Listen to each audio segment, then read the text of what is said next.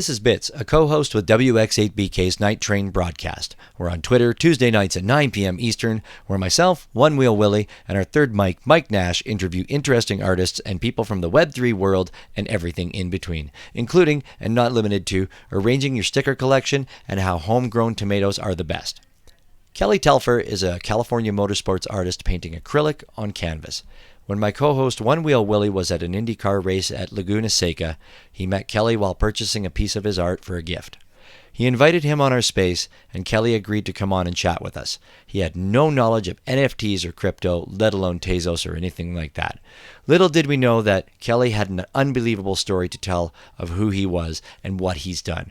This is one of the interviews that completely blew us all away. We had no idea how amazing of a man this guy was and what he had done in the racing world. He's been commissioned by numerous racing teams like VP Racing Fuels, Mercedes, Hyundai, SEMA, and numerous others. As always, for more information about the artist, check the links below. Also hit the subscribe button and check out more of our great interviews. There's our beat. We got to keep to this pace, guys.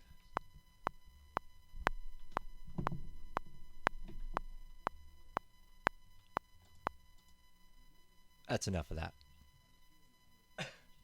Corn in the house.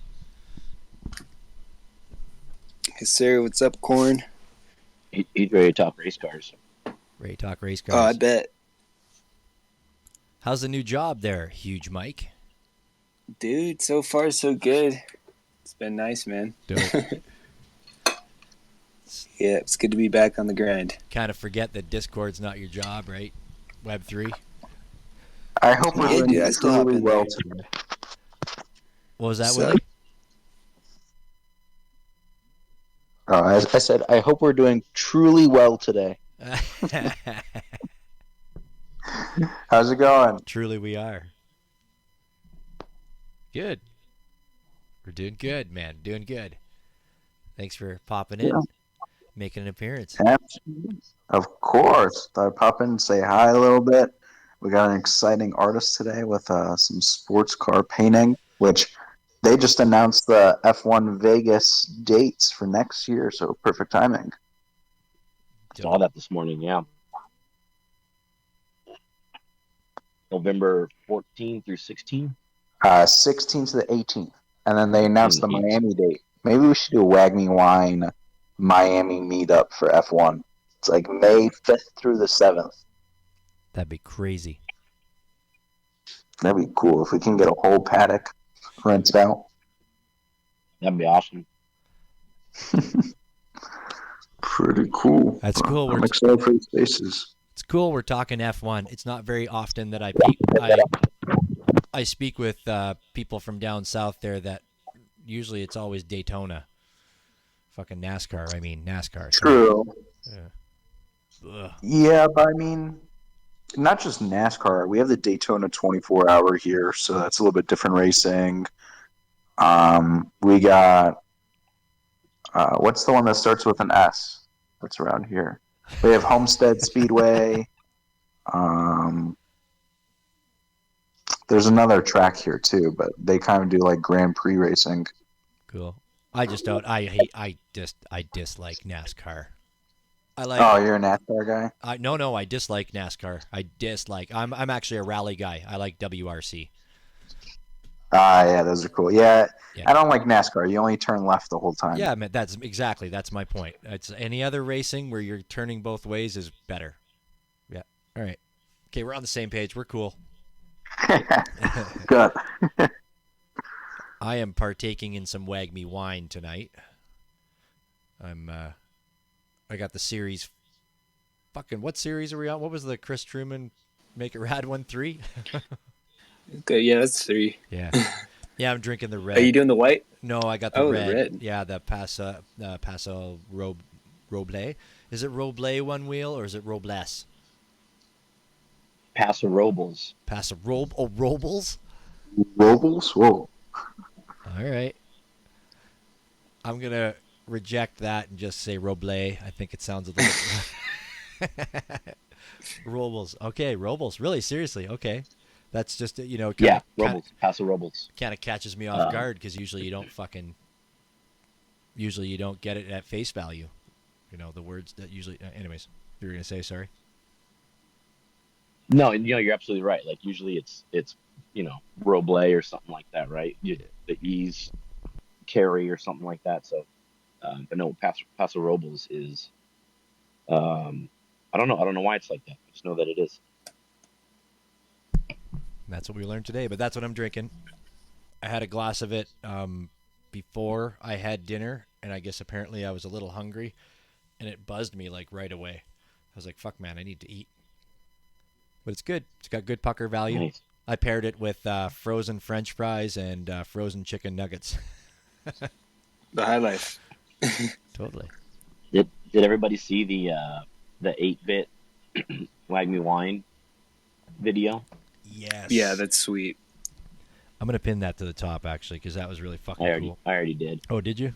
Good. Yeah. Right. Yeah, that's Yeah, I awesome. really love that.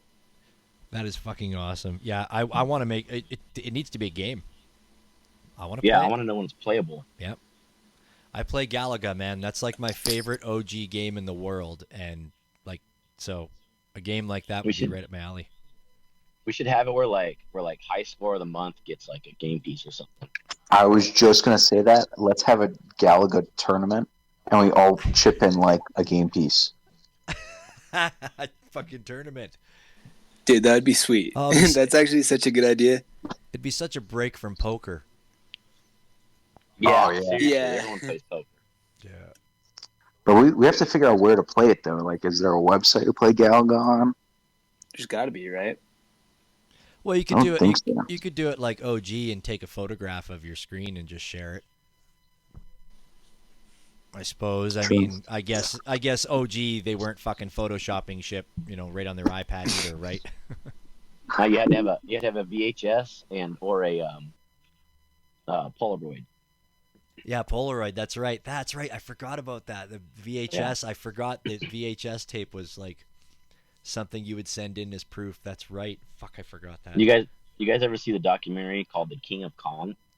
Yeah. Nope.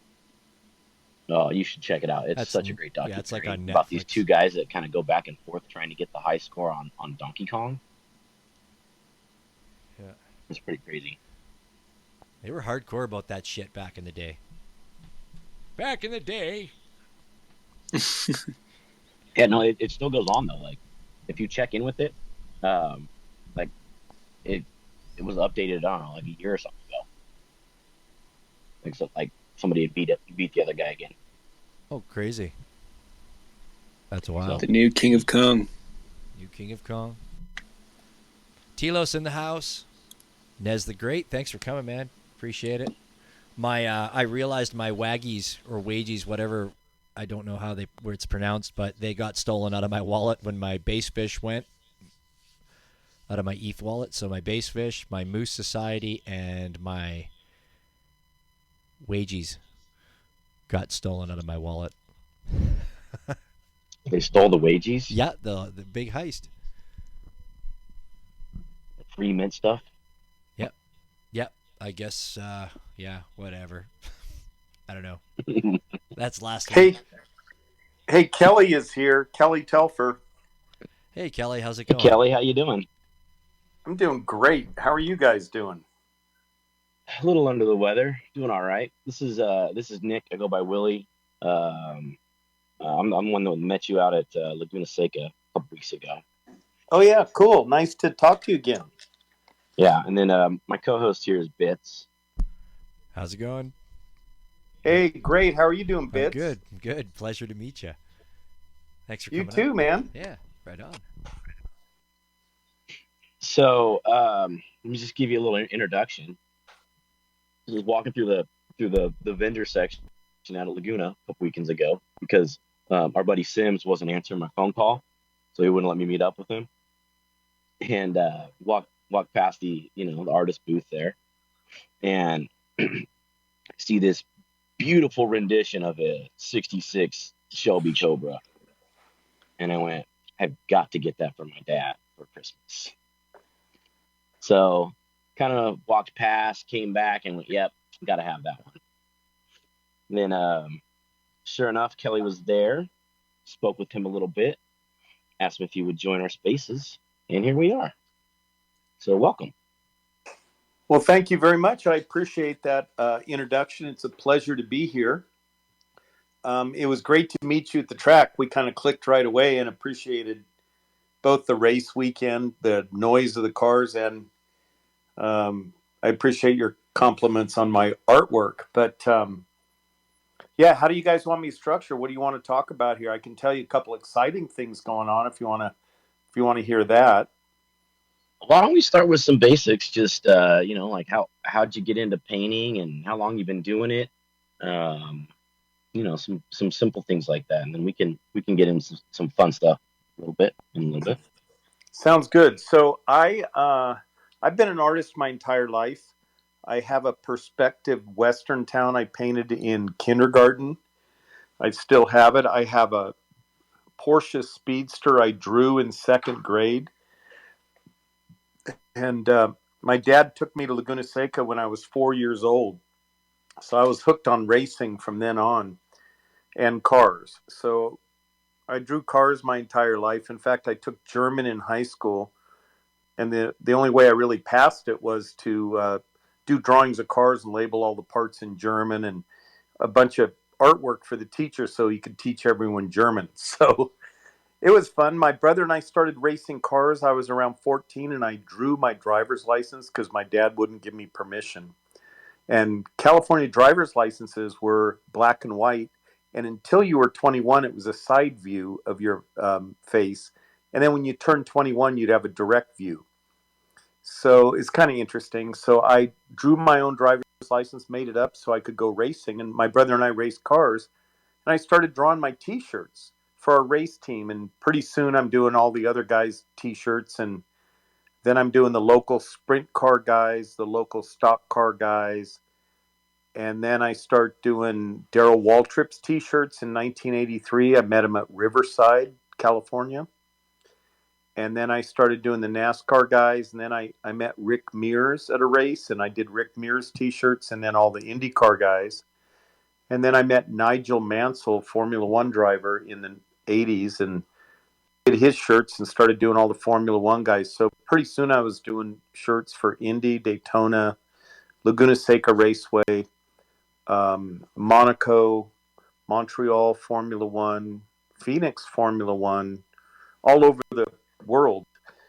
And I ended up, I did it for 30 years, and I ended up with 85 employees and 20,000 square feet, and we printed shirts 24/7 based on my art. How's that sound so far? Wow, that's quite amazing. I'm That's Yeah, impressed. really amazing. it was pretty ridiculous. I worked my tail off, but I've always worked hard. So the business changed. Dale Earnhardt was a client of mine, and he wanted to be paid in cash. So I'd bring big garbage bags full of cash to pay his percentage. It was crazy. It was a crazy time. I felt like a Dude, that's drug dealer, rowdy. but I was selling T-shirts. That that's a rowdy in cash. Guess maybe just hiding it on the side. I guess I don't know, or just Oh like my God! cash. Right? It was nerve-wracking. So at the end of that, it was around 1996 or something, and Dale or so, and Dale goes, "Look, this guy's going to promise. He promised me $1 million guarantee next year, and he's going to pay me 18%." And I was paying him 8% on a handshake. So I said, "Dale, you owe me lunch." And so the business changed, and I sold out. And so I was 44 years old, living in Silicon Valley, and I could have just retired, I guess, but it's not my nature. So, I did some art and traveled around and did some stuff. And then around 1999, I went to a temporary placement agency, and I go, I guess I'll get a job in Silicon Valley. So I applied at this agency, and they gave me a computer test in Photoshop, Illustrator, and back then it was PageMaker or Quark Express instead of InDesign. So we had to duplicate this room full of 20 somethings, and me at 44 at the time. We had to duplicate an ad, and we had 3.5 hours to do it using all the programs. So at the end of 1.5 hour, I raised my hand, and the teacher goes, "Oh, you couldn't do it?" And I said, "No, I did what you asked for, and I did two other versions because I understand when you're in sales, people are going to typically buy the middle cost. So I made two alternatives. And so she took me outside, goes, "Oh my God, this is crazy." So then I filled out the form saying what I wanted to be as a temp. And I filled out from janitors to CEO. And she goes, "What the hell are you doing?" And I said, "Look, it does not matter where you start, it matters where you go. I don't care if I'm a janitor, I'll end up where I need to be." So the next day they called me and said they had a temporary job at Siemens. And I go, "Is that the mattress company?" They go, "No, it's the high-tech company based in Munich, Germany." So they said I had a 6-week temporary job, $30 an hour, and I shouldn't take it. So I took the job. I ended up doing the work for the first day, and about 2 o'clock, I went into my boss's cubicle, and she's the one that was going to go out on maternity leave. I was going to replace, and I laid all the work out with CDs and prints and questions, and I laid out about 12 folders. And this was the first day, and she goes, "Well, that was the work for 6 weeks. I'd done it in 6 hours." So I guess I was a little overqualified for that. So they offered me a full-time job the next day at Siemens. 2 weeks later, I'm on an emergency visa because my passport was expired to Germany, and I was called. Let me think. Psychology of the Web was my title, of which I knew nothing about. So I worked at Siemens for 10 years. I started as a temporary PowerPoint artist. 10 years later, I'm global director of e-marketing, which was both web informational websites and e-commerce sites for one of Siemens' 8 divisions, networks and communications. I went to Europe 150 times. They said, "We're going to promote you from a director level to a VP." And I go, "No, thank you." And they're like, "Wait a second. What? You said no?" I go, "Yeah, I said no." And they go, "Okay, we're going to pay you for a while. We're going to ask you again." I go, "Okay." They paid me for a year, a ridiculous salary and a huge bonus. I bought and remodeled probably my 15th or 20th house during that year because I did that on the side. At the end of a year, they go, "So you ready to go to work for us?" And I go, "No, thank you." Same thing I said a year ago. So they gave me a big severance. And that's about 15 years ago. I said, "I'm just going to do what I love, paintbrush and canvas and paint." So that's what I do.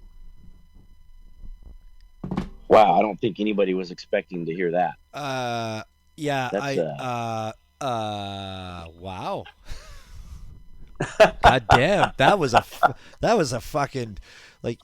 Sorry, I like that was like you came in hot. Like that was like boom.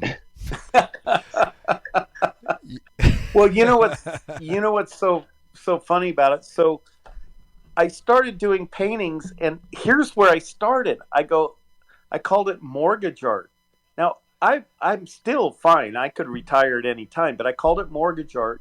You pay me so I can pay my mortgage, and I was charging $250 a painting.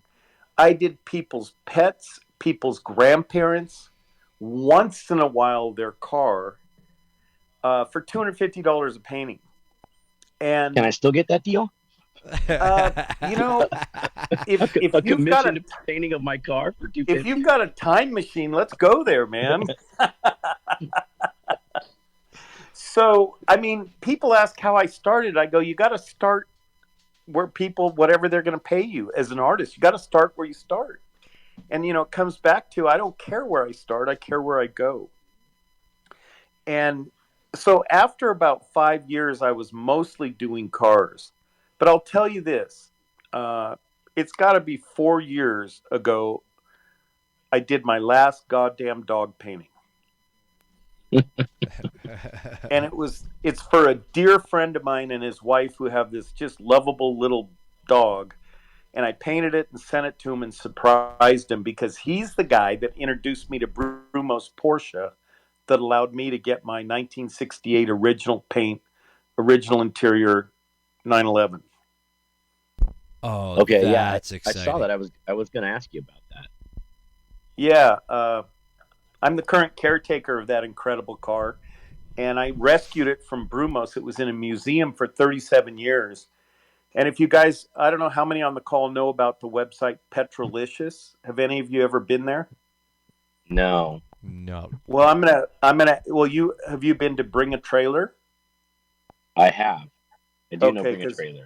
Bring a Trailer, I could easily waste an hour a day, and Petrolicious, I could waste an hour a day. So you guys are going to be swearing at me next week because you're going to go to petrolicious.com and see all these cool car videos and go, that son of a bitch Kelly told me about this. Why'd you get fired? Well, it was Kelly. Yeah. So if you go to petrolicious.com and in their search thing put in Bahama Mama because my car is Bahama yellow, you're going to see Hurley Haywood, who is race car extraordinaire from the 70s, 80s, and 90s. I think he won Daytona 5 times and Le Mans 3 times, all mostly in Porsches. But he introduces me on the video. Oh, I'm sorry, I might have mixed up videos. Anyway, there's a couple videos of me out there, but this video talks about my art and my cars. So I rescued the Porsche from a museum, and I go out and I slide it around corners. This ridiculously expensive, overpriced, really cool Porsche, and have a Drive it blast. like it should be driven, right? Yeah. That's Towards the Love end fucking it. of that video, cool. I say, if you're not taking your short wheelbase 911 out and driving it, you're not doing shit. And they left that in the video. I thought that was funnier than hell. So Fuck it yeah. looked like you got to drive it around Laguna a couple weekends ago. No, I've never driven this Porsche around Laguna. I've gone for a ride around Laguna Seca with Rick Mears, and I'm not sure if that was a mistake or not. I'm still getting over it. I mean, as you all know, a race car driver in that class is just such on a different planet. It's just unbelievable. And I've been fortunate because I've done so much work for all these race drivers or race teams. I went around Sears Point Raceway or Infineon Raceway or whatever they call it in Northern California. And that was with Bob Bondurant when he had his driving school there. In 1983, I did his first T-shirts and his logo design. And I went up and delivered him. He goes, hop in. He goes, put on your seatbelt. And we were in the 5-liter Mustangs. I'm telling you, those guys are so smooth and so fast. When they go into a corner with you as a passenger, that you think there's no way on God's green earth you will ever stop or make the corner. It's pure panic. And then they go right around it. I'm out of breath just listening. So I got past doing the pets mostly, and I love cars, and so what I did is I was doing well. I was doing well. I was earning money, and I was doing little local art shows, and I was applying to some of these bigger ones and getting turned down. One backstory is in 1983, there was an automotive art society formed by a guy named Ken Eberts, who's a great artist, and Bob Larrivee, who's put on more car shows. He's in his 90s. He is just a veteran of the car show wars. And they both started it in 1983, and I was included in the initial year at Pebble Beach. And then I went on to Kids and Life and Reality, and I wasn't able to do it with them the next year. So up until 6 years ago, I reapplied to get back into that 6 years in a row. And only 2 years I got an answer, which was no. And, when you're an artist or any of you people out there, when you're dealing with your passion, you got to be really thick skinned. I almost look at it as two worlds. I look at it as the guy that paints in the 1,000-foot studio in the back of my gallery, and then when I come into my office, I'm the business guy that's selling somebody else's art. And I did a project for Laguna Seca this year, and I'm gonna come back and tell you guys how I made it from painting goddamn dogs to official artist for Porsche and others. So that's a fun story. So but the thing is, this year I'm doing the Monterey Rolex reunion, which is also the Rolex or Monterey Historics, and it's like the 45th year of this race or 42nd year, I don't know. But this year they were kicking off the 100th anniversary of Le Mans, in 2 hours north of Paris in France. So my painting I did is both for Laguna Seca and one of the 100th anniversary paintings for Le Mans. So anyway, I did kind of what they wanted, and I liked the painting, or I wouldn't have done it, and they rejected it. And I go, okay, and they go, what can we do? I mean, we got to scramble. I go, I'll just do another painting. I'll have you rough drafts tomorrow, and I'll get it to you in 3 days. So I did another painting and just ignored what their input and just did what I wanted, and they loved it. And so that's, if you're self-employed, if you're an artist, if you're sales, if you're doing anything with the public, you got to take rejection. Every time someone says no to me, I'm excited, because that's a step towards success. So when I first started early on in my career, I'd go to 100 businesses and 99 would say no. And then 2 weeks later, I'd go to 50 businesses and 4 would say yes. And, you just got to learn how to sell, how to close, how to do it. And in the art world, it's tougher, because it's kind of, you got to take your ego and throw that thing away, because you're going to get trashed. And you got to keep bouncing back every day and have enough confidence to keep slinging paint on canvas. That's proof. Absolutely true, right? Like, boom, that's like feel good. If nobody's feeling good after hearing that and feeling pumped to go out and do something, I don't know. But yeah, I just wanted to butt in for a second, but it's like what you just said there. We've kind of talked about that in the past, about if an artist is offended when you look at their art piece and you totally get a different feel than they had when they created that art, and you have a different vision of it and everything like that. And we wondered if that offended people sometimes, right? And that kind of ties in with what you were saying, that hey, people are going to say shit that you're not going to like about your art, and you just have to have a fucking tough skin and roll on and just paint another, right? Like, and that's and learn, be willing, set your ego aside and be willing to listen to them and learn from it. Jesus. I did that in the t-shirt days. I would print shirts, ship them to the Daytona 500, get on a red eye and fly there, pick up the shirts. They'd still be hot from the dryer.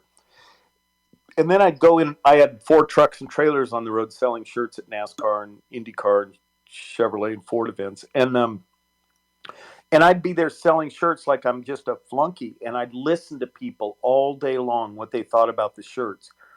Interestingly enough, any shirt in any part of the country, I started putting, when I knew I needed to really set sales records, I put a palm tree on it.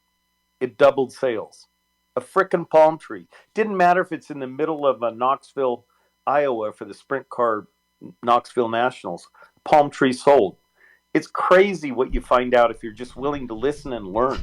And that made no sense. That is absolutely hilarious. Poke, are you listening to that? You got to put palm trees in the Wag Me Wine stuff. Yeah, just palm trees everywhere now, huh? Mike Nash, you got to drop some palm trees. I wanted to give a shout out to a few people that just popped in here. Poke Shaman, Mike Nash, dropping in for us. The chick. Well, see, I don't know if palm trees are still the hot ticket in the t-shirt world. We'll bring it back though. We're bringing it back here. I don't know, man. I'm just listening to you. I did not know anything about you until Willie. Obviously, Willie didn't know anything about you either until he met you. But yeah, to be hear your story up until now, I'm gonna say if this man says palm trees were hot at some point in time, I'm believing it's gonna be we can bring it back. I love it. Awesome. So in my career, as I was proceeding down here, I'm doing maybe a third cars, a third pets, and a third maybe someone's house or their grandkid or their grandparents or their wife.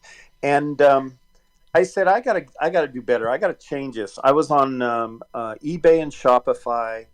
Web sales aren't doing that great. I was doing okay at fairs, and I started figuring out a few things that really started selling. And then I said, I got to hit the pause button. I got to up my game. I got to get better. And so what I did is I took about a year and a half off and I studied from current to the past 400 years masters in art. And I studied both color and composition as 2 totally different worlds. And then towards the end of that, I started putting that together. So, before I did that, which is maybe 12 years ago, I I might have spent 20, I'm sorry, 5 hours on composition, and anywhere on a large car painting. I like to paint large, so 4 by 5 foot canvas. Back then I could have spent anywhere from 100 to 120 hours painting it. So that meant 125 max total hours in a painting. And then after I took a year and a half off and just studied composition and studied color, I came back and now I spend 20 hours on composition and about 70 hours at the max on painting it.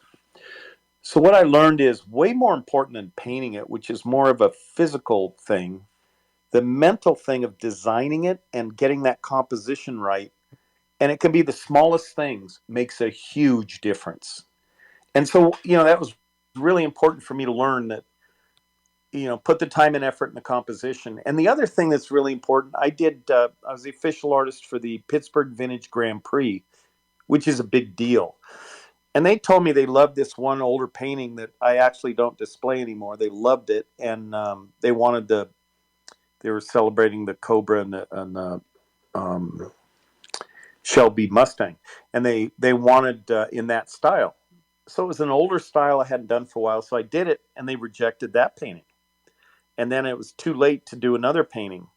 So I learned, don't listen to the customer. I'm the artist. And I'm in that right now with Haggerty. They're commissioning me to do 2 paintings live at an event in LA, a motorsports event, the Luft, which is the air-cooled Porsche show. And they're now they've all got into it and started sending me compositions, and I sent them stuff and they approved it. Now I've got about 8 people that are jumping in, and so my next conversations with them is going to be, this is so cool because the scope creep on this project. I thought I was doing 2 paintings, but now I have 8 people to please. That's 16 paintings. Thank you. Jesus. Yeah, there'll be a change order for that one. Oh yeah, big change order. So the key is I can't let them, I've always got to remember, don't let them do the composition. I'm the guy. They're coming to me because they like what I do. So there's so many lessons to be learned, but for me, the biggest and most important thing I ever do is I mentor other artists. And I mentor, I'd have to say, from 6 years, maybe 4 years old to 82 years old. And I decided a long time ago it's a lot better to give than to get. And what I mean by that is I give away all my secrets. I've worked hard. I work really hard. I tell people I work part-time, 12 hours a day, 7 days a week. I actually probably work more like 18 hours a day. And I mean, I'm passionate, I'm motivated, I'm excited. But, what I learned is it's for me, it's better to give. So other artists that are competitors, I'll see them doing something wrong. I go, I would be glad to give you something that's worked for me if you'd like to hear it. If not, that's okay. And they look at me like I'm crazy, like, well, yeah, what worked for you? And I'll tell them, and they'll go, wait, you just told me the truth. I go, yeah, do it. If you want, I'll give you my supplier. Here's X, Y, and Z. Here's my markup. Here's what I charge. And they just can't believe it. But see, that to me, that's so much better. So I go to competitors. I mean, how many of you guys have heard of Camilo Pardo? Raise No, your No. hand. I have a not. feeling we're going to. If you Google Camilo, he designed the 2005 Ford GT. He was a designer at Ford for 24 years. He is a phenomenal artist. Phenomenal. He's one of the guys I've always looked up to. Well, we became great friends, and he's half as crazy or twice as crazy as me, somewhere in that category. And so then he approached me and goes, Kelly, I'm good at the art. I'm not good at the other stuff. I go, what do you want to know? So now I'm teaching him. We actually compete for the same commissions, and I don't care. If I could help him out, that's actually more important than me winning that commission. I'm just looking Does at that it. make it? I'm just like, yeah, that makes total sense. Absolutely. Are you looking at his work? Yeah, It's incredible. I'm just there right now. Yes, I am. Yeah, I'm just poking around. It's stunning work. I mean, I just love his work. But so the reason I do that is I think that the more artists that are succeeding, the better it is for anyone. I mean, how many people on this call are actual artists? Let's see, we got Dan Williams down there, Yeah, and we Mike got Mike Nash. Mike Nash in here. Yeah. Oh, so we got Huge Mike. yeah, and huge Mike. Yeah, absolutely. Yeah, there's a few in here. Yeah. So if you guys are artists, you know everyone takes their own individual path. But I know personally in my life, I know the massive frustration of being a talented wannabe artist. And I'm like, when I was younger, I go, man, I have art on all my friends' walls and my parents' and my family's walls. How the hell do I jump the gap to sell art to a perfect stranger? And, once I learned that and you learn how to duplicate that, then it becomes a lot easier. But for me, it's never the challenge of trying to outdo a competitor. I try to outdo what I did. I am the person I'm judging myself against.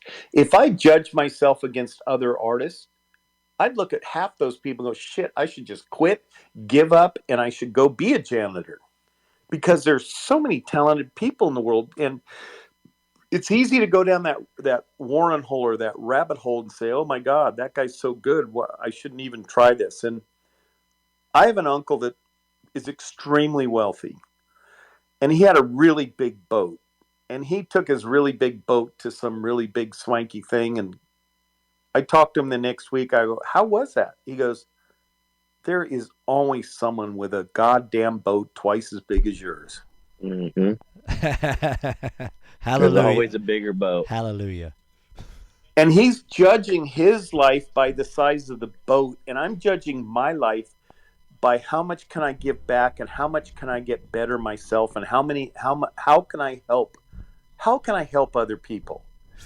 And so this year, I know you flashed a couple paintings. There's a Mario Andretti painting that I did, and I've donated to Amelia Island Concord d'Elegance. Bill Warner founded it, and I've donated to his charity Spina Bifida of Jacksonville for 6 years.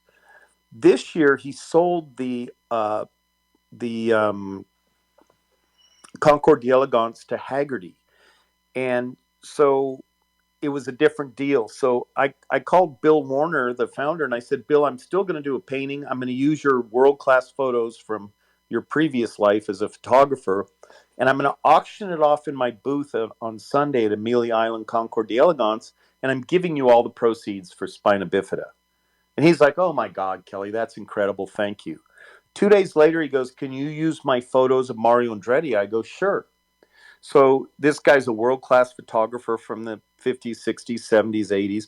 So I used 5 or so of his Mario Andretti photographs as reference. I did a 4 by 5 foot painting. He called me a couple weeks later. He goes, well, my friend that owns RM Sotheby's is going to auction it for us at no fees. I go, oh, that's fantastic. And he goes, oh, and Mario's going to sign it. I go, fantastic. So funny side story is the day Mario turned 82, he was down in my mind's gone blank, but the St. Pete, where they run the first IndyCar race. Mario has a condo down there, and he was at his condo on his 82nd birthday, and it's a Monday. And I'm up in Jacksonville, Florida, setting up at my Concord d'Elegance, and FedEx misplaced the painting that we shipped to Mario. So my brother found it, and he was helping me, and he drove all the way down. I think it's round trip, it's like 8 or 9 hours. And he had Mario sign it, which was our agreement, but it was on Mario's 82nd birthday. So he hung out with Mario Andretti on his 82nd birthday, that bastard. I didn't get to. Dope. That's cool. Yeah, that's awesome. That's pretty badass. So he brought the painting back. I restretched it. And I said, Bill, I go, I'd love some tickets to go to that auction, RM Sotheby's. He goes, oh, what do you mean tickets? He goes, you're talking. So Bill and I spoke at the podium, and when it hit 50,000 on the auction thing, we just grabbed each other's hands, and tears are streaming down our face and everybody in the audience. Bill gave a great speech about the benefits of spina bifida and helping his grandchild and all others there with it. And I spoke about the actual painting part of it. So it sold for a world's record for living artist in this motorsports auction arena. Sold for $138,000. Jeez.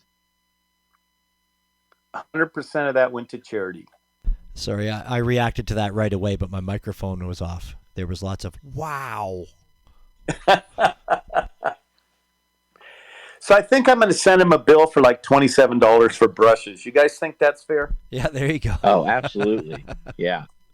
So Bill and I did it again, and this time I did a painting of Bootsy Porsche, who designed the 911. It was called the 901, and he designed it in 1963 along with the 904, which is the GTS Porsche, beautiful, gorgeous mid-engine race car. Bootsy Porsche is the grandson of Ferdinand Porsche that founded Porsche. And he also founded Porsche Design, Bootsy did 50 years ago. He passed away 10 years ago. So I did a painting that reflected Bootsy's life designing the first 901, the 911, and all the 911s owe their heritage to what he designed. He designed the 914. He was instrumental in that. And he designed the 904 and the Porsche design watch and the Porsche sunglasses and all that stuff. That all your, I don't know how old you all are, but probably your parents or grandparents had all that stuff if you're younger. And anyway, I did this Bootsy painting, 4 feet by 5 feet, and I flew over from Austria, Bootsy's son, Mark Porsche. So Mark Porsche, me, and Bill Warner spoke on the podium, and we sold that at Monterey Car Week for $80,000. So now, you know, I'm at $220,000 this year. I'm donating to charity. Holy fuck, bro. That's awesome. It's crazy, isn't it? It's crazy. I'm just kind of circling back to when you said that you don't try to outdo others.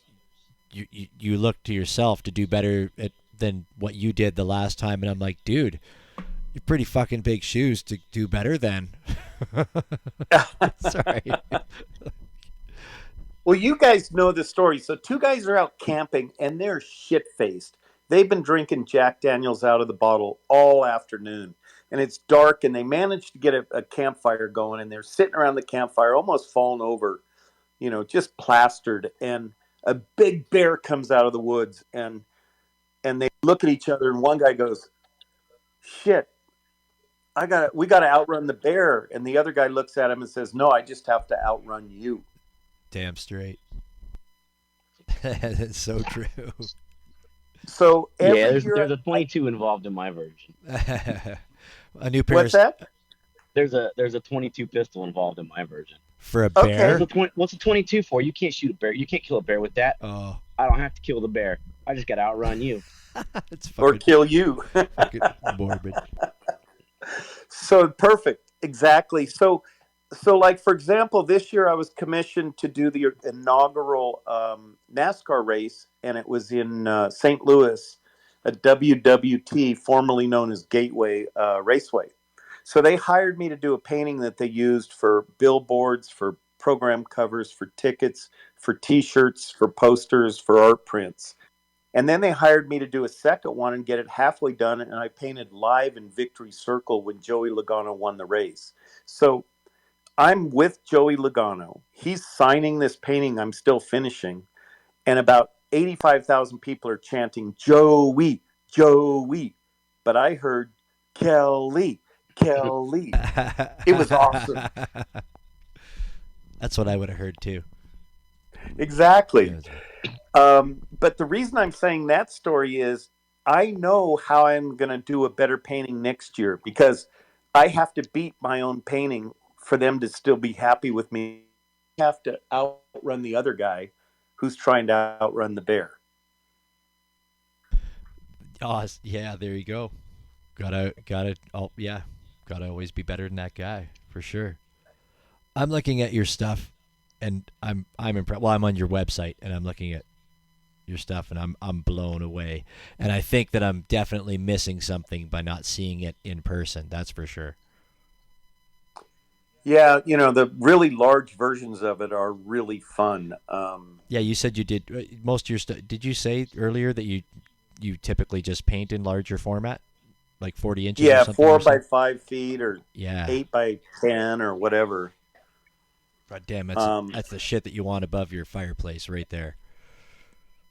yeah, yeah. But it's about sticking to it. I mean, it's tough. It's tough to be an artist because you got to sell it, you got to market it, you got to paint it. Um, it's a tough life to choose it. And then I don't know. Someone told me it's 1 out of 10,000, 1 out of 50,000, 1 out of 100,000 artists that really, really make it. Um, I don't know what the definition of really make it is. For me, it's I make great money. Don't get me wrong, but able to give back and be in a position that I can give back is worth so much more. So I'm starting a every month or 6 weeks a Zoom meeting free to artists where I'm gonna or artist interested people where I'm going to talk about technique, how I paint with acrylics, how I've painted in the past with watercolor and oils, why I paint in acrylic. I'm going to talk about how you market it on social marketing, SEO, search engine, how you get over the hump to sell from giving it to your friends or selling it to your friends really cheap. How do you get to the point where you can sell it to the perfect stranger?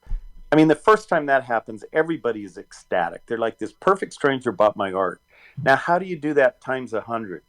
How do you do that day in and day out? And how do you charge a lot more for your art?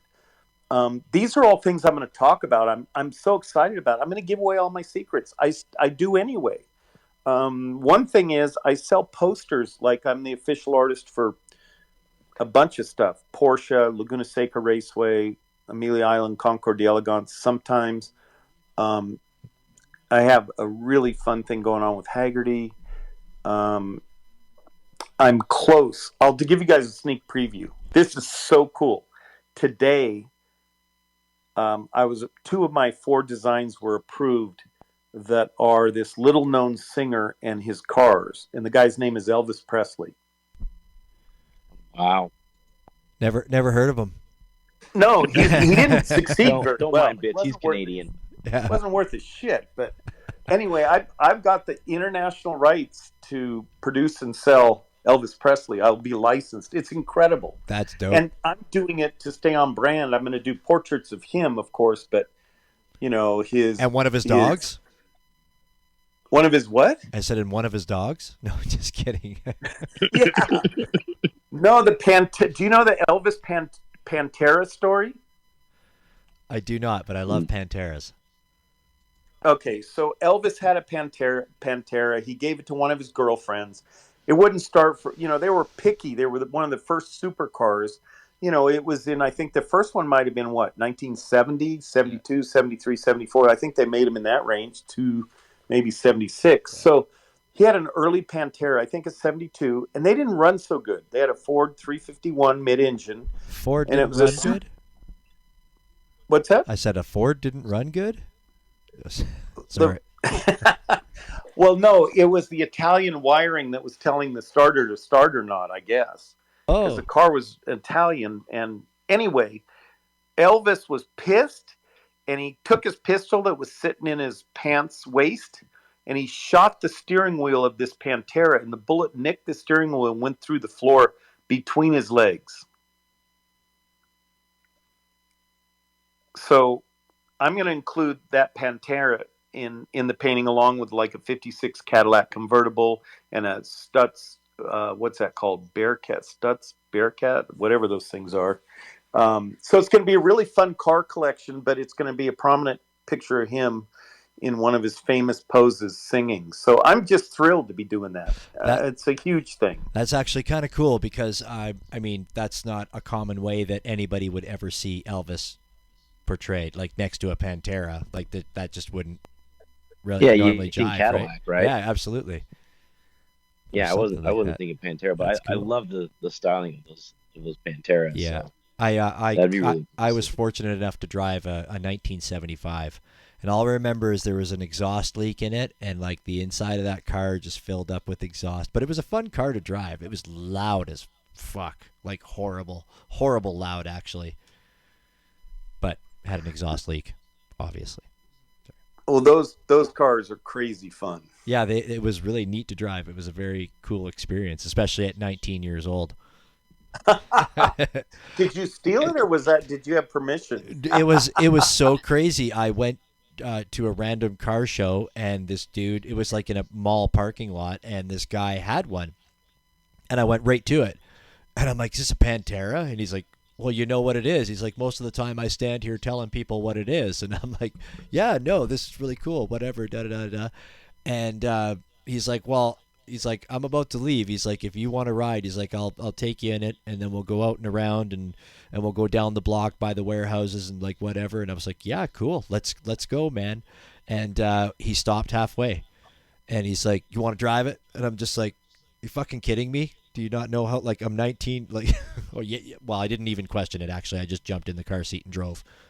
Yeah, and it was awesome. cool. It was very cool, and it was funny because of course, I'm being very careful with it. And then he's like, "No, you gotta drive it. If you're gonna drive it, you got." I'm like, "Okay." Yeah, it was a blast. It was just amazing, and especially being I guess realistically being the only supercar quotation marks that I've ever driven. So. Yeah, that's totally outrageous. Yeah. It's ridiculous how fast these cars go. I got a story for you. My buddy Mike Baranowski was an editor at Peterson Publishing, so that's Hot Rod and about 33 other titles, trucking and all kinds of car magazines. And he was an editor there in the 80s and 90s. So back then, we would, I'd go to a race, say at Phoenix, and I would have him announced over the loudspeaker to meet me at the start-finish line, for example. And I didn't even know if he was there, but every event him and I went to independently, we'd always get the other guy announced over the air so people would hear our names to start trying to get publicity. So it was so much fun. We're at racetracks, and sometimes he'd be there and he'd meet me at the start-finish line. We'd just be laughing our ass off as we're announcing each other all day long through the official announcer. Mike Baranowski lost his wallet. I mean, we'd do it until they'd kick us out of there. And we had so much fun. And, it was one of my tricks to get known in the car industry is have people hear my name at racetracks. That's absolutely genius. That's hilarious. Yeah, I mean, by now you guys can tell I'm pretty shy. Yeah, I guess that right off the bat when we had to coerce you to talk. Yeah, I'm pretty bad at that too. That is just ingenious. Like that paging each other. That's like brilliant. Like it's fucking brilliant. Yep. I got a million stories, but along the same lines, we used to call each other and impersonate people. So he called me up and impersonated Reggie Jackson, and he's pretty good at it. So about a year later, I get a call and he's impersonating Reggie Jackson. I go, knock this fucking shit off. And there's a loud, long silence. And the actual real Reggie goes, Kelly, I'm going to just call that a misunderstanding. Holy shit. Oh my God. He called me to do some design work for him and t-shirts. And I thought it was my buddy. I mean, who would ever think Reggie Jackson would call him back when he's playing for the Yankees after he left Oakland? I mean, it's crazy. I thought it was all bullshit, but it was him. So I learned a really important lesson. Let's see, a couple years later, this guy called and left me a message in my t-shirt business. He goes, yeah, this is Jeff Grev. I'm vice president of foods at Hormel, and I'm in charge of Spam, and Spam is going to sponsor a NASCAR team, and Ford told me to call you. And I'm like, that's my goddamn friend playing a joke on me again. So I realized if I'm wrong, in the t-shirt business, if I do a Spam t-shirt and do it wrong, it could be the worst thing for my business ever. I mean, I could be the laughing stock. So I waited 24 hours before I called him back and realized it was really him. And I called him back and said I would love to do this project. So I ended up designing for Spam in 1992 and 93 their Spam Racing logo, Spam Racing T-shirts, the Spam Racing Ford Thunderbird race car that Lake Speed raced, and then shit, can't remember the other driver, but Lake Speed, who was pretty good racer in the early 90s.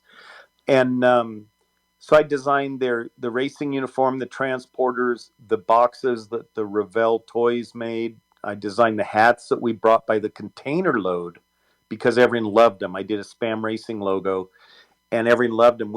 I imported 420,000 hats at a time in a 40-foot container from China. I'm just looking at some of those. I'm looking at it right now. You said in the 90s, like 95. I Yeah, didn't know Spam had a racing team. yeah, they Same did it. time. They did it for about 2 or 3 years. If you do Lake Speed Spam, probably some of my designs will come up. I don't know. I'm going to try it. I know Let's it's like take a look here. silence as we all check. I'm looking now. I'm just curious. Yeah. Did you ever want to design cars as a kid? I did a million designs of cars as a kid, but not as a living. I don't know. I started racing when I was 14. We raced for around 10 years. Racing was an incredibly important part of my life. Have any of you guys raced cars? No. Unfortunately, not. Oh, so I did Lake Speed Spam car, and all my paint jobs showed up here of the Spam models, the car, everything. I designed all that. I'm looking at those now. That's awesome. That's amazing. I'm so glad to see that it's at eBay for $5, $9. Probably costs more in shipping. Might have to pick one of those up. I need to buy one. Actually, yeah, interesting. But what was I telling you? I had some other train of thought and I just lost it. I was just going to say, what kind of racing did you do? Oh, so we started racing stock VWs on an oval track. It was an old TT track, so it's a dirt oval track with an infield, 2 turns and a jump. And the jump was a bump, but the faster cars got airborne. Our car barely did. And so we raced stock 40-horse VWs for a year, and then we went into what's called a super sedan, which is 1600 cc's. Anything goes as long as it's 1600 cc's. So we did a huge short stroke, huge bore, dual Webers, big cam, huge exhaust, and a stock VW 1600 is like 59 horse to the flywheel, and we got 130 horse out of this engine, and we went out and learned how to succeed at racing and at teamwork. But here's the most important thing I learned. We went down and raced at Ascot Speedway in Gardenia, dirt track, half mile, bigger track. And all those people had chrome on their race cars, and they all had fancy this and that. I mean, we're not doing that. We're putting our money in the cylinder heads or the counterbalance crankshaft or 8 dowel pin flywheel. We're putting Where the it money where counts.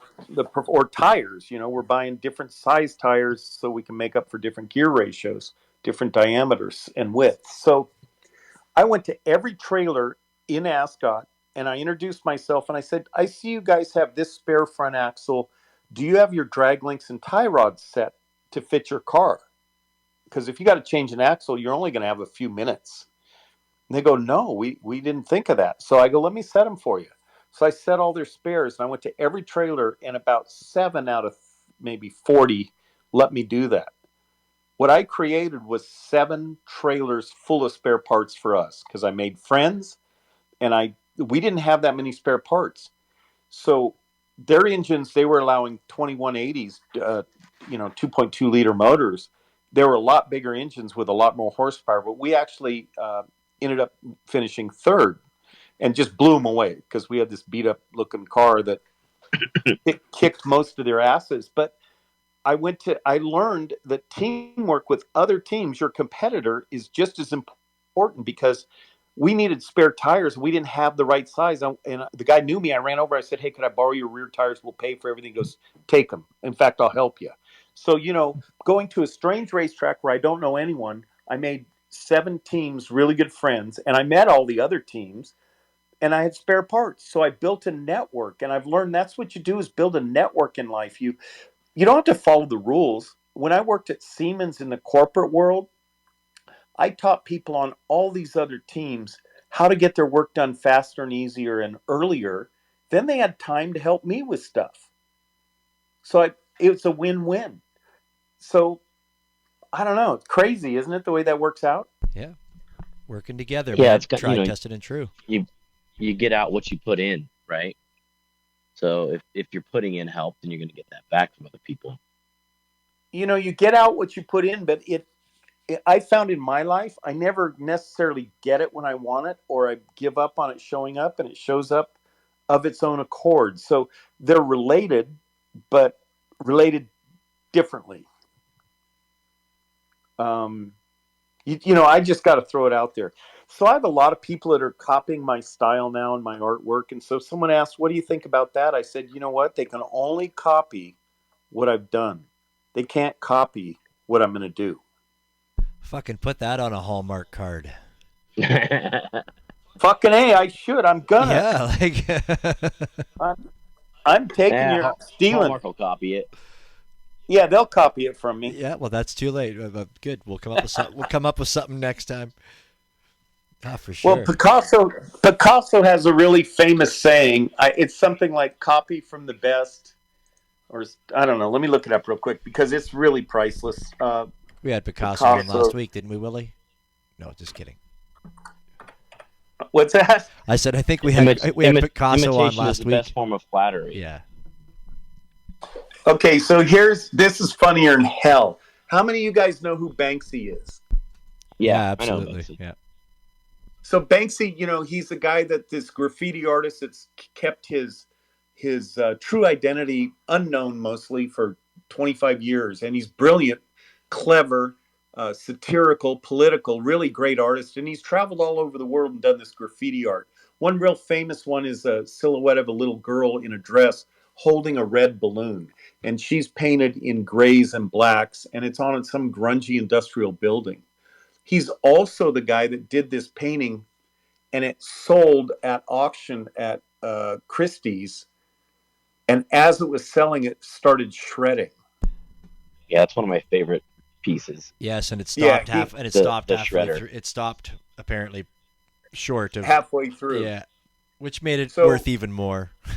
Oh, it was brilliant. And the guy that bought it, they said, you can back out. He said, hell no, this is worth twice as much. Fucking right. Yeah, absolutely. But I know Christie's was in on it for a fact, because I've had art go into some real high-end museums as well as, places like Christie's, and they x-ray everything. There is absolutely no way you could get it in there. So they were in on it because they would find that. They x-ray everything for bombs. And, imagine if you wanted to get the Mona Lisa, you'd try to get some piece of art in there and blow up a hole in the wall. So yeah, absolutely. That's very, very, very true. That's so true. Like, huh.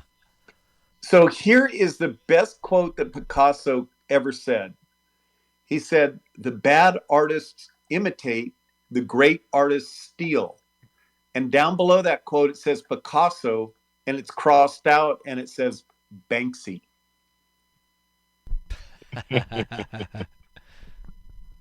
Awesome. It is brilliant. If you Google that, it's all over. It's so cool. Banksy steals Picasso's best slogan.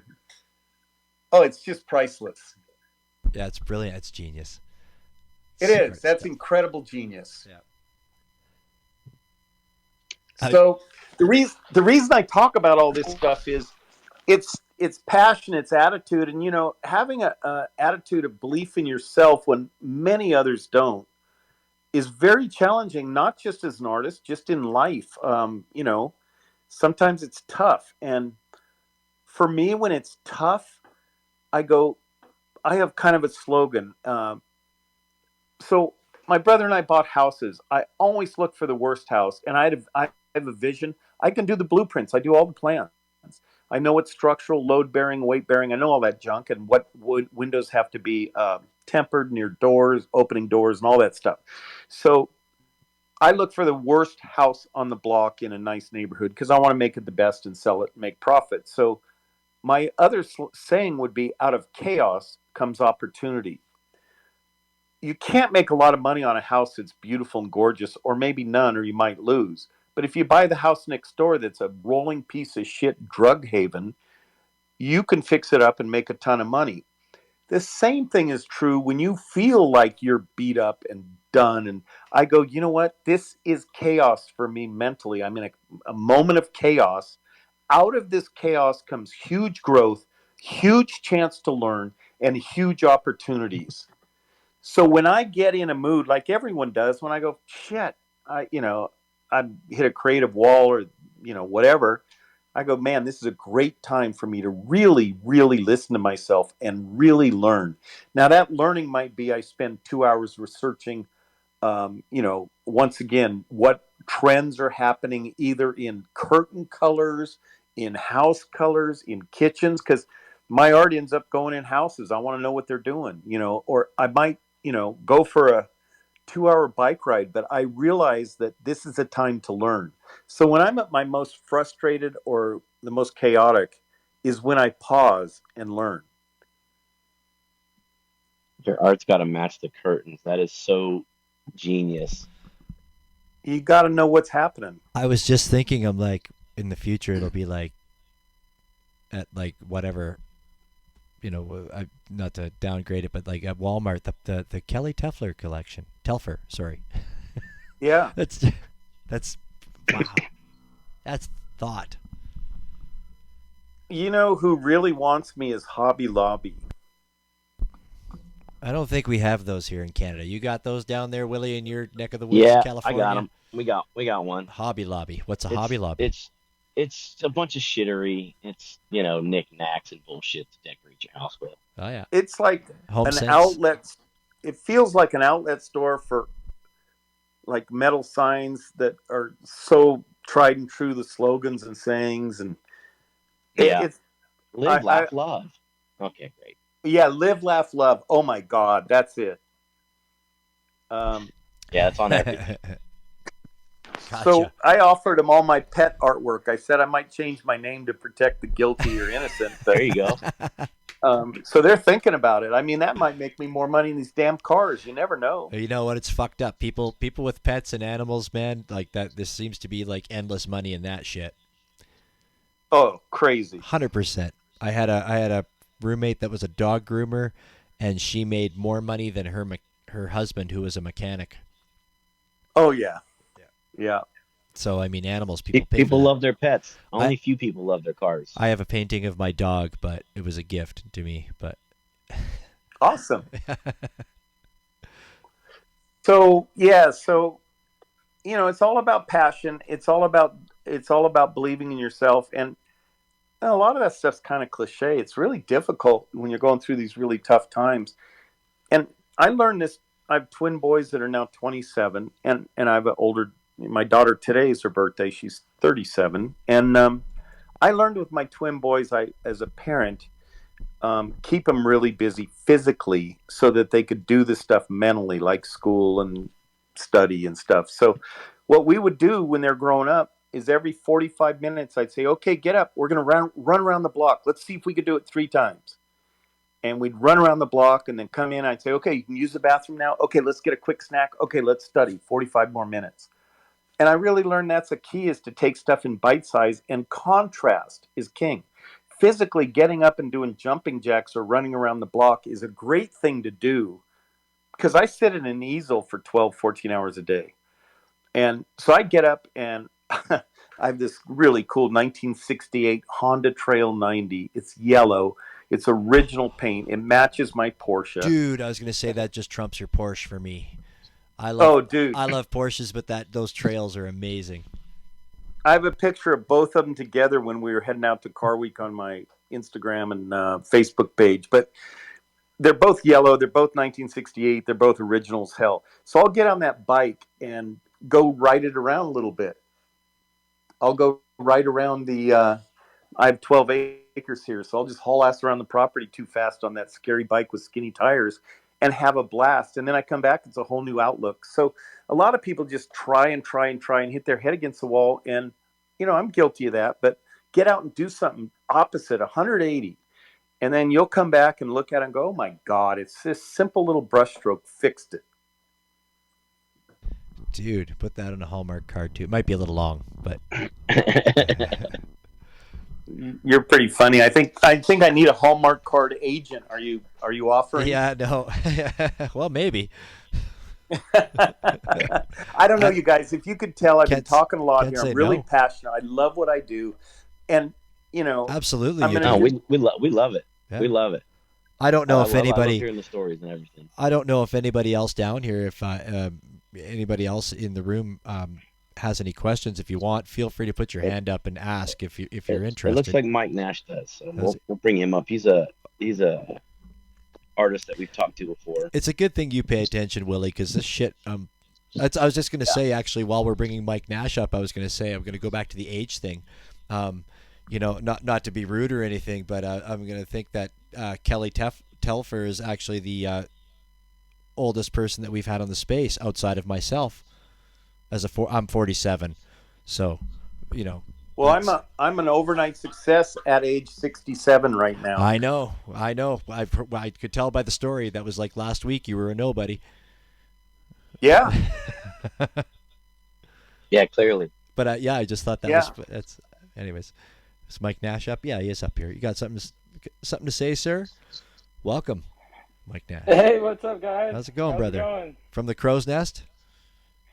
I'm at the Crow's Nest, man. I've been away for a few weeks, but I've been back down here in South Florida for about 3 days now, and I think I've got a good 30-day stretch before I got to head back to Tennessee. So, yeah, I'm loving it.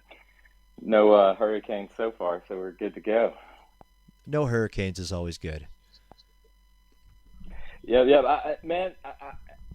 I've been wanting to hop up in here this whole time. I resonate with so much of what you guys are talking about. And Kelly, holy smokes. I'm an artist, and my first experience with art as like a small child was drawing cars. My dad, he used to drag race in Thunder Valley. He's from Bristol. I've got a twin brother, and he used to race go-karts, and we would I'd be in the pits and going and dealing for milk jugs of alcohol fuel and shit, man. I've even flipped houses and staged houses and stuff. Like all this is just like right in my lane, man. I'm so stoked to start or been in this room with you guys. This is amazing. That's totally cool. Yeah, when you said alcohol, we ran that methanol in our. We moved up to super modifieds and then sprint cars on dirt, with a big V8 and huge budgets. And just the methanol smell brings me right back to it when you mentioned it. But, so are you painting cars now, or what's your art specialty? Okay, so man, I drawing cars and kind of drawing graphics in cars was my first experience with art back when I was a child. I started out trying to get the profile silhouette of a Testarossa and a Countach just right, enough to where I could send it to work with my dad, and he could bring back photocopies, and I could do graphics on them. Cool. And then I just went on from there. I think going through school, I got into music. I joined some bands. I think show posters, like punk rock show posters, was kind of like my next stint in art. And then like in my 20s, I started painting acrylic on canvas for myself. When I bought my first house, I couldn't afford to put anything on the wall, so I just bought canvases and acrylics and like kind of designed pieces for the space and entertained and people were like, oh, that's cool. Could you do that for me? I'll trade you a piece of my art, or I'll pay for the canvas and the paint, and started to do that, and I did that for a while, and that turned into some like pretty cool shows in Nashville, and then recently during the pandemic, getting into NFTs like is where I've really been able to kind of do my own thing. Other than that, doing graphic design and artwork for kind of clients basically. But man, it kind of started with the cars, and I did a long stint in real estate and did a lot of marketing for residential and commercial stuff, and staging and design. Uh, yeah, I resonate with just about everything you guys are talking about. Right on. He actually, Mike Nash actually did a couple of really cool, neat vehicle pieces. Uh, I have that. What is that? There's the Alfa Romeo Rometta, wasn't that? Was I? I think that was. Oh yeah, the Alfetta. Alfetta, right? My brother bought. I think it's a '78 maybe.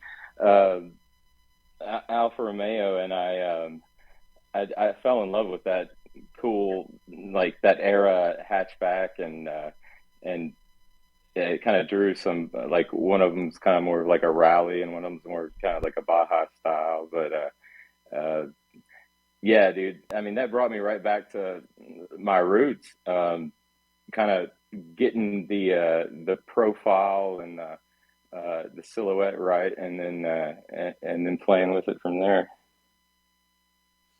That's cool. I'd love to see your work. If you want to, email me your Instagram or email me some JPEGs or whatever you want to do. I'd love to see what you do. And, if you want to participate in any of these Zoom calls I'm going to have, you're welcome to do that. Any of you are welcome. I want to go have some fun and see some other people that choose to, get involved more in their art to go kick ass. Absolutely. I'm there. I am absolutely there, dude. Yeah, absolutely, I'm there. All right. Yeah, I'd love to join just to learn more and I don't know, but just to gain more knowledge. Perfect. So reach out to me and we're scheduling it now because I got so much stuff coming up. It's just like crazy, but we're going to do it for sure. My wife just waved at me and said I promised I would do whatever I'm supposed to do. So I'm going to need to jump off the call. But if you guys have any follow-up questions, or if there's anything I said that you love, hate, or want to talk about, feel free to reach out. If you want me to get back on and do anything, I'm happy to. If there's anything I can do to help any of you in my wheelhouse, consider it done. And another thing is, we have this really, really gorgeous property. I bought, of course, biggest piece of shit in Sonora, Northern California. And we bought 12 acres. In California, in the drought, it has 5 year-round streams. And it has 80-foot silver oak or valley oak trees, or 100-foot.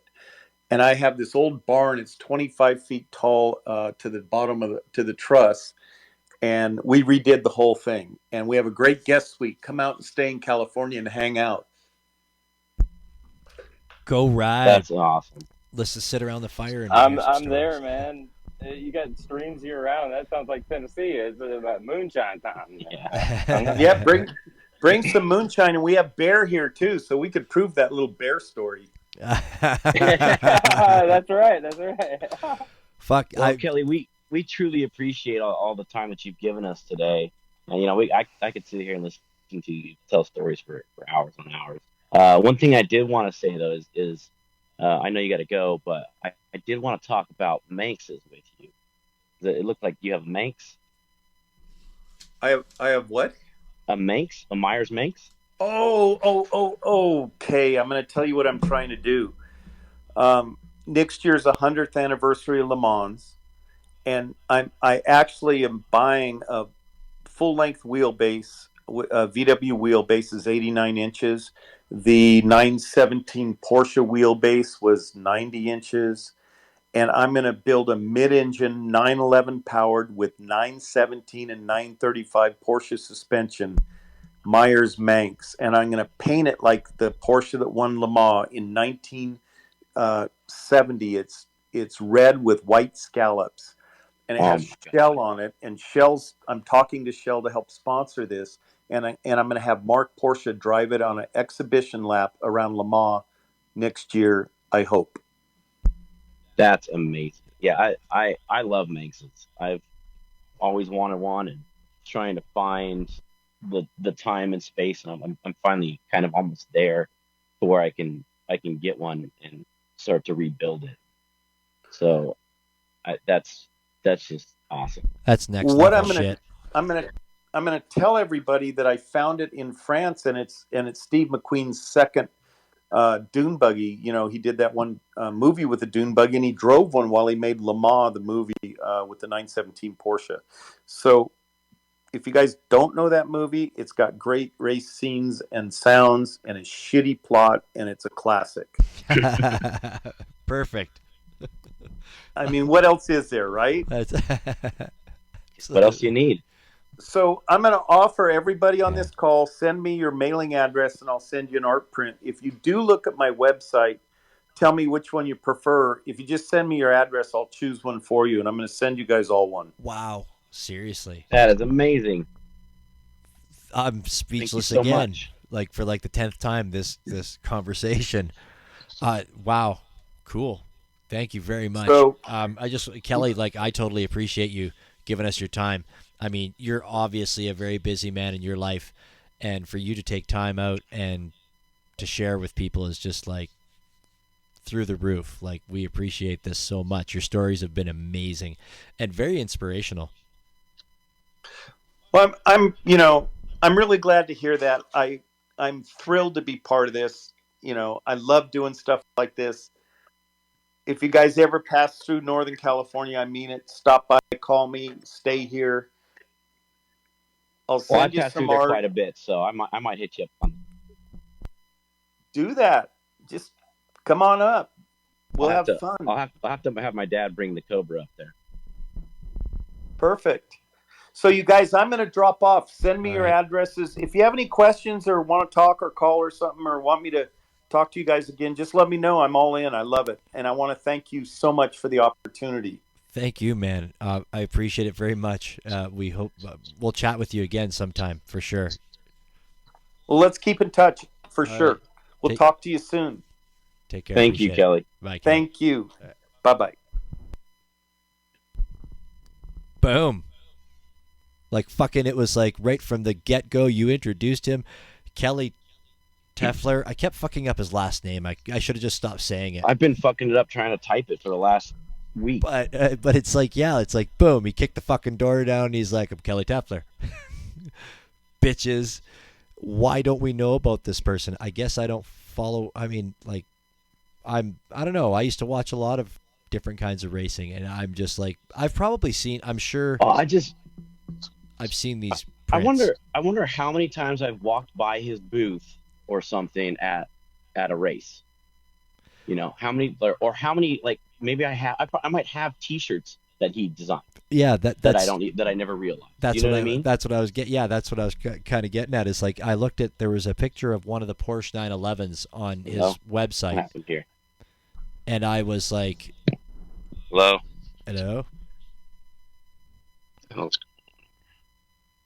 What the hell's going on here? I was going to say, though, there was a picture of a Porsche 911 on his website. Fitz, you there? I'm here. Can you hear me? Hello?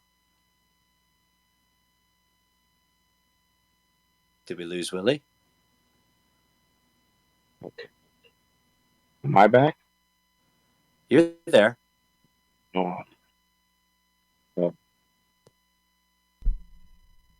Are you not hearing us?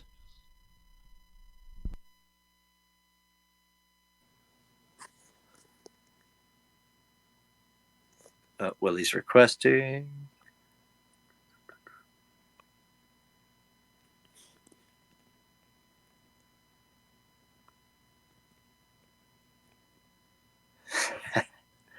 Technology just took a shit. Okay. Did this to me last week too. Just lost my fucking audio for no reason. I don't know. I'm back now, I think. Am I back? Yeah, no, you're totally. I can hear you. Can you hear me? Yep. Mike Nash approves. We're good. So yeah, when I don't know, I could, when I saw Mike come into the room earlier, I was like, he's in love with this dude. I could just tell. Holy shit, dude! It's like I want to get my dad on a space with Telfer, and oh my god, they probably run into each other. I don't know, man. Like everything the dude had to say, I like straight up resonate with. It's nuts. that's awesome. When you came up and you were talking, like, just the connection was amazing. It's perfect. Yeah, he was interesting. I was absolutely floored. I mean, he's like, the dude has done some shit. Like, the dude is important. I'm sure there's lots of race people that could probably tell you, you would drop his name and they'd go right away, yeah, I know that guy. This is his T-shirt. Yeah, how did y'all find him, man? How did this come about? So I was at Laguna Seca 2 weekends ago.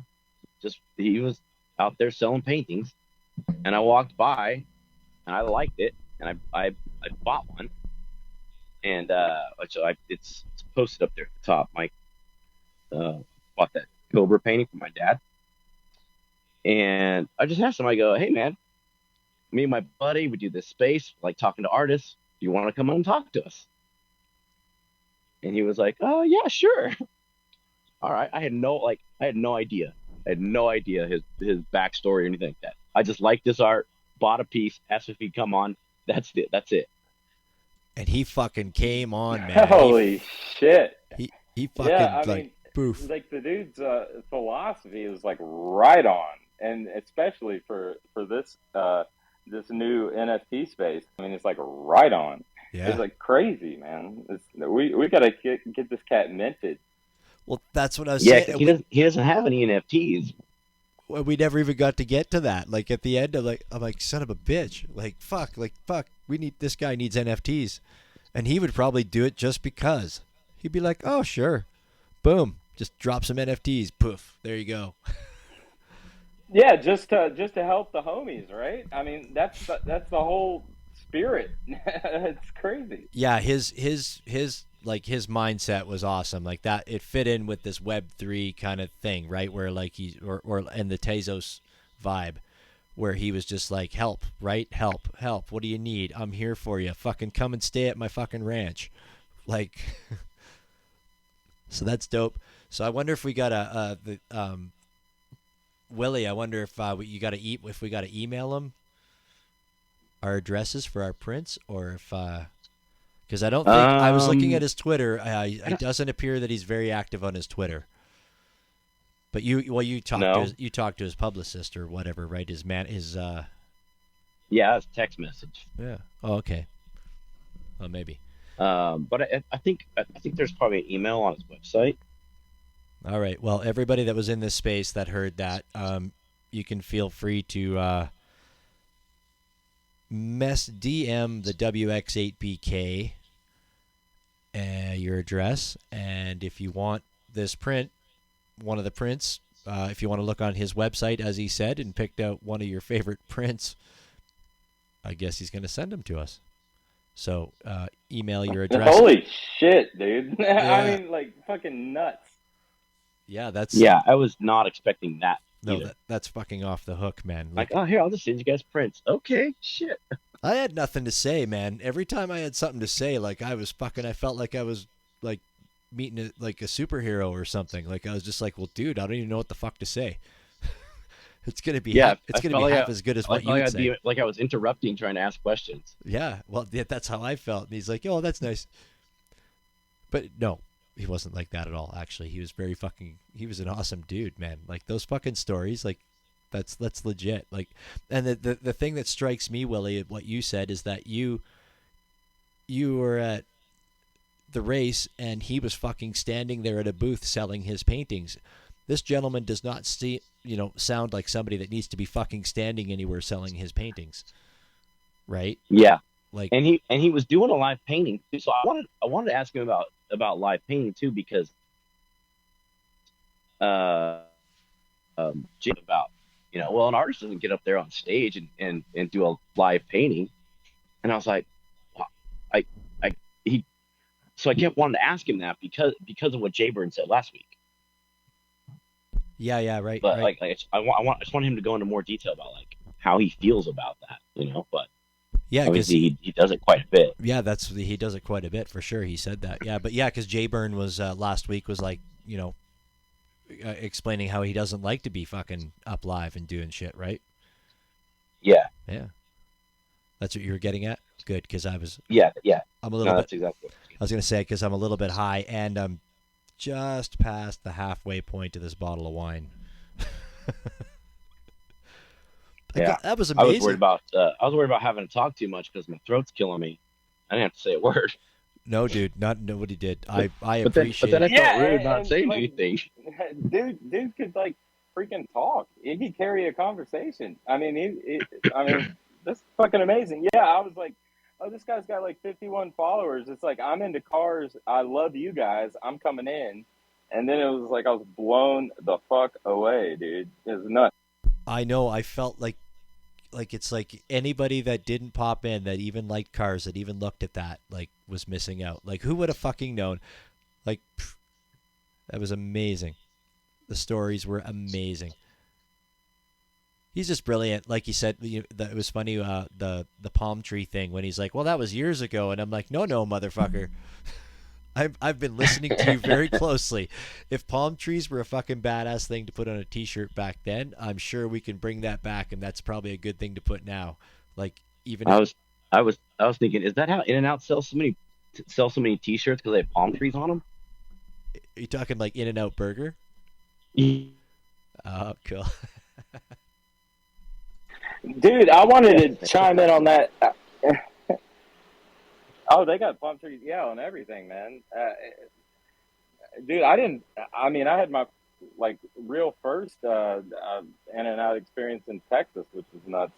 Uh, but yeah, putting different things or saying different things. What he was talking about, I realized, and it's kind of funny how you fall like ass backwards into like these marketing things. But I realized, even in the NFT space early on, where if you don't say like color scheme or color palette, and if you say colorway, it's like holy shit, like that gets traction. Just say like colorway. Um, it's nuts. Like everything he had to say, like really applied to like what's going on right now or what I've experienced, because I wasn't really a known artist until a couple of years ago, even though I had some shows as like a physical painter. But I felt like I was outside of the bubble really until I went to Art Basel last year. Um, and everything he said was right spot on, dude. When That's he was talking about composition and colors and all that. well, I'm paying attention to what sells. Yeah. Yeah, and doing the work before you have to do the work, kind of. Yeah, Just yeah, like yeah. being observant and thinking it out, and kind of working through like your mind and your soul and your gut and your heart, uh, before the paint hits the canvas. Holy shit! How he was able to reduce his hours and increase his freaking value. I mean, that's like right on. Yeah, the dude definitely thinks about it like in a way different way and very accurately for sure. I like that one comment that he said, when I can't remember who it was that rejected one of his paintings, and he's like, they're like, so what do we do? Time's coming down. And he's like, oh, I'll just fucking paint another painting. Like, and in my head, I'm like, well, yeah, you just fucking, I guess. And he's like, I just printed it out. Yeah, Boom. like where like normal logic would be like, you know, I can't crank one out that quick, that soon, because it's going to diminish my value, the ability to produce that quick. But it's like, no, man, it's like you hired me for this, and I'm gonna rock it. It was just cool. Yeah, he was very dope guest, Willie. That was an amazing find. I would like to get to diamond in the rough there. Yeah, I mean, I would really like, I don't know, it would be cool to have him to chat with him and talk to him about like actually get into the NFT talk and say, hey, we got something to throw at you here. Do you want to? Let's see what. Yeah, he I says. wanted to get into his thoughts on it, and if he's even thought about it, or why he stayed away from it, or if he just doesn't. I think definitely about it, like what I mean, like. I'm definitely thinking with in his situation, it doesn't even have to be a thought, right?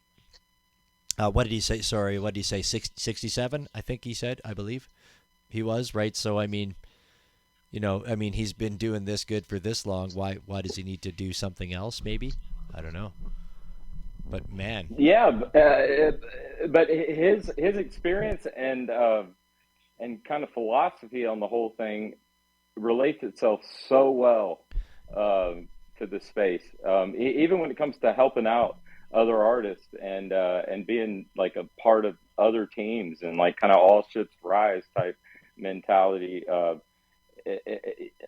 Dude, yeah, he wouldn't have to like change a beat really to be super successful in the NFT space, I don't think. Yeah, and the way he again back to when he was like analyzing things people were saying and learning what was good to do, right? He would love I think if you threw the instant analytics in front of him of what was going on, what's being searched on Twitter and stuff like that, he would be like, "Oh, well, shit, man. Palm trees are back in again. Let's do palm trees." Right? Yeah, seeing what sells, seeing everything on the blockchain and what sells and how it sells. I think he would dive into those analytics. Yeah. Like so deep. Yeah, no, for sure he would. That he definitely seems like that kind of fella. But yeah, that was.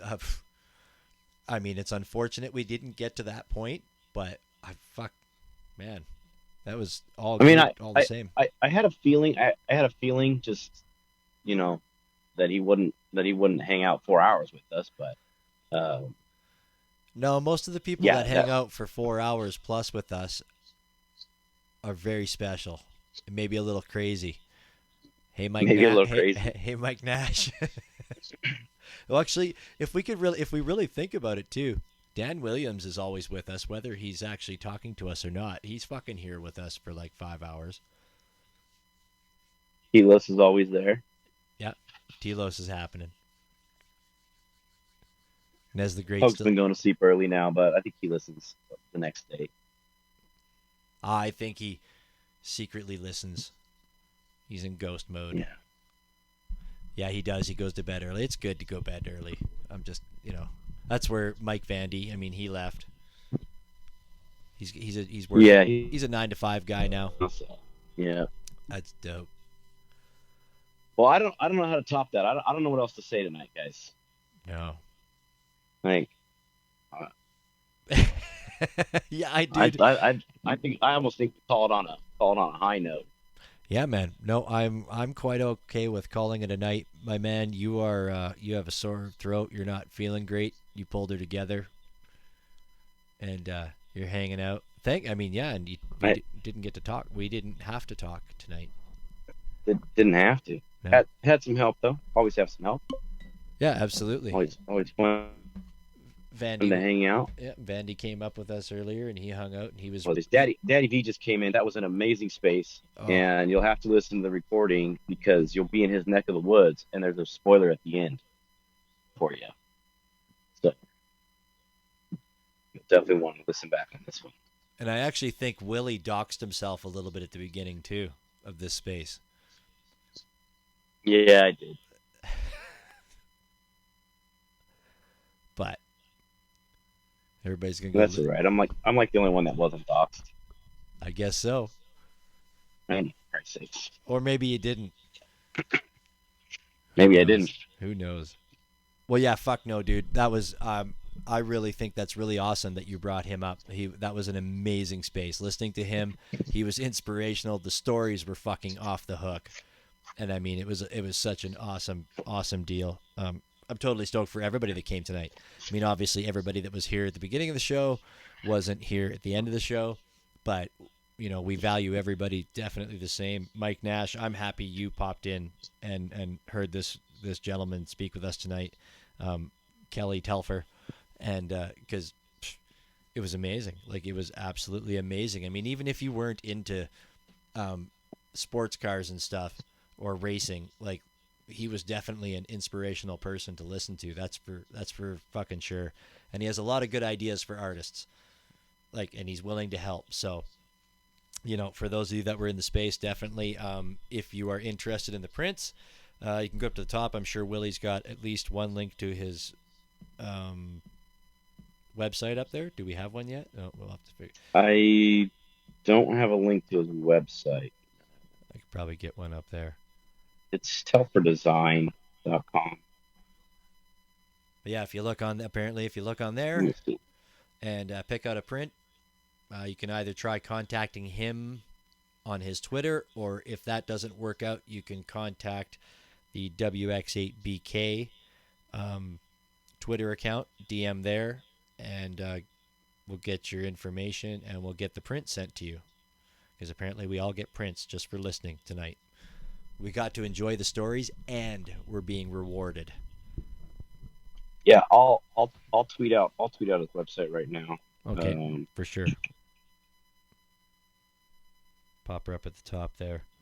Yeah, and so Nez the Great, thank you very much for coming out, man. I appreciate you being here. It's really dope to see people coming in and hanging out. We do not have a guest lined up totally for next week. We're working on it. There definitely will be somebody, and if there isn't, well, we'll just come back and we'll hang out. We'll talk about Tezos. We'll talk about Wag Me Wine. We'll talk about whatever the hell anybody wants to talk about. But do stay tuned. We will likely have an artist, for sure. Maybe we'll just have Mike Nash back again, hanging out with us. That never happened. Hell yeah, man! I need to tell you guys about the Camp Nether Yonder retreat I had this past week. It was fire, dude. It was nuts. I got a lot of ETH people onboarded onto Tezos. It was a conversion camp, was it? I was a Tezvangelist. Praise Tezos. Didn't we have a whole space where didn't we say praise Tezos like a whole bunch of times in one space? I can't remember who we were talking to, but I remember we kept just going praise Tezos. It was a good time. These spaces have been amazing. I do remember that. I don't remember who it was though. Yeah, I don't either. That was awesome. All right, well, thanks everybody for coming out and hanging with us. Mike Nash, One Wheel, of course, Telos, Daddy V, Daughters, Dan Williams, the Chick Threes up there, Nez the Great still in here. Thank you very much, everybody, for coming. Willie, I hope your throat gets better soon, man. Don't go full blown flu. I'm sure we'll be fine by next week. All right, I'm gonna play a little song to play us out from our last week guest, Jay Byrne, and Adelia did the graphics for this. If you ever go to it, I'll pin it at the top as we're listening to it. Thanks, everybody. See you next week, Tuesday, 9 p.m. Eastern. We're always here. Hope to see you again. Take care of yourselves and take care of each other.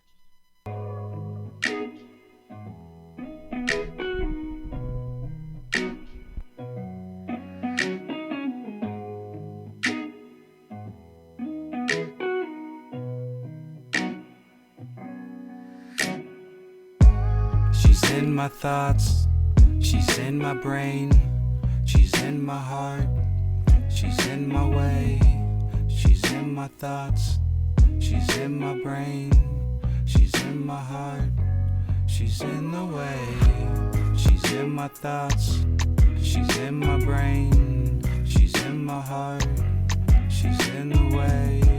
She's in my thoughts, she's in my brain, she's in my heart, she's in the way. I never felt like this before, this before, this before. I never felt like this before, this before, this before. I never felt like this before, this before, this before. I never felt like this before. Inside of her arms is my favorite place. Inside of my arms is where she feels safe. I can't believe all the things that we made. You make me smile everything that you say. You got me asking how much can I take. All of this love makes me feel like I'll break, but this is something I don't want to escape. You have my faith, I want you to stay. She's in my thoughts, she's in my brain, she's in my heart, she's in my way. She's in my thoughts, she's in my brain, she's in my heart, she's in the way. I never felt like this before, this before, this before. I never felt like this before, this before, this before. I never felt like this before, this before, this before. I never felt like this before.